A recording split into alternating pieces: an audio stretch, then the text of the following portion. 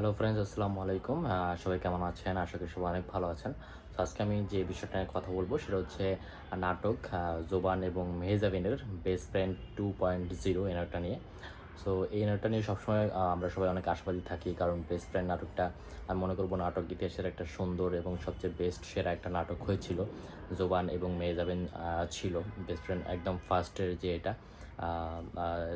Ivan আমাদের singer যে সে একটা গান গেয়েছিল, সেটা অনেক ভালো ছিল। বাট এবার যেটা বের হলো ভালোবাসা দিবসের দিন বের হওয়ার কথা, বাট এবার ঈদ উল ফিতরে সেটা বের হয়েছে, জোবানের বেস্ট ফ্রেন্ড 2.0 মেহজাবিন এবং জোবানের। সো এই নাটকটা নিয়ে খুব বেশি আশাবাদী ছিলাম, কারণ এই নাটকের টুইস্টগুলো অনেক সুন্দর, বেস্ট বেস্ট কিছু সিন থাকে মনে রাখার মতো, মানুষের মনে আঘাত করার মতো। কিন্তু এবার যেটা দেখলাম সেটা দেখে একদমই হতাশ হয়ে গেলাম। কারণ হচ্ছে এখন 2025 সাল চলে, বাট এই নাটকের গল্পটা 2018, 17, 19 সালের মতোই হয়েছে। নতুনত্ব কিছু নেই, নতুন কিছুই নেই।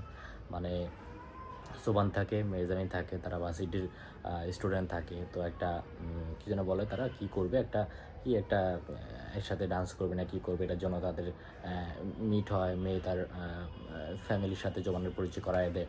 সো এটা একদমই কমন একটা গল্প, টুইস্ট নাই, কিছু নাই। মানে এই এখন এই দুনিয়ায় বা 2025 সালে এসে তারা দুজন ফ্রেন্ড হয়, একে অপরকে বলতে পারে না বা বুঝতে পারে না একে অপরকে যে ভালোবাসে, একটা চিঠির আশায় থাকে, চিঠিতে প্রপোজ করবে, চিঠিতে বলবে, তখন বুঝবে ভালোবাসি। মানে এত লেম একটা নাটক হয়েছে বেস্ট ফ্রেন্ড 2.0। আমার সত্যি আমি ভাষা প্রকাশ করতে পারতেছি না। নাটকটা দেখলাম যে টাইমটাই লস, ঠিক আছে, 1 ঘন্টা 46 মিনিটের মতো ছিল নাটকটা বেস্ট ফ্রেন্ড 2.0। যেটা মেয়েজনকে খুব সুন্দর লেগেছে, খুব সুইট কিউট হয়েছে। আই থিঙ্ক বিয়ের পর নাটকের শুটিংটা করেছে।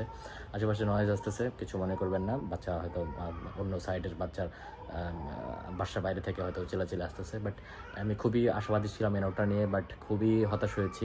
আমার 1.5 ঘন্টাই লস, আর 20 মিনিট বাড়া গেলে একটা মুভির টাইমই লস হয়ে পড়তো। বাকি সেটা ফ্রিতে ইউটিউবে দিয়েছে, কোনো টাকা নষ্ট হয় নাই। বাট আপনারা চাইলে বেস্ট ফ্রেন্ড 2.0টা দেখে আসতে পারেন। আমার কাছে একদম ভালো লাগে নাই, কোনো টুইস্ট নেই, কিছু নাই। মেয়ে দেবেনও বুঝতে পারে নাই যে জোবান তাকে ভালোবাসে, এই সেই কেন বললো না, কেন চিঠি দিল না। পরে চিঠি একটা পায় একদিন, তখন আবার বান্ধবীর ফোন দিয়ে বলে যে আমি কি যাবো জোবানের সাথে দেখা করতে যাব, এই সেই কর না, তুই যাইস না, না গেলে ভালো হবে।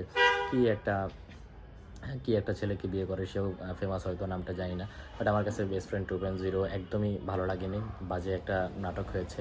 আশা অনুযায়ী সে এটা করতে পারলো না, আরও ভালো কিছু চেয়েছিলাম তাদের কাছ থেকে।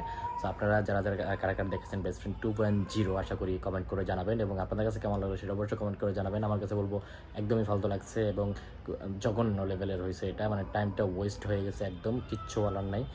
আপনার কাছে কেমন লাগছে অবশ্যই কমেন্ট করে যাবেন। টাটা।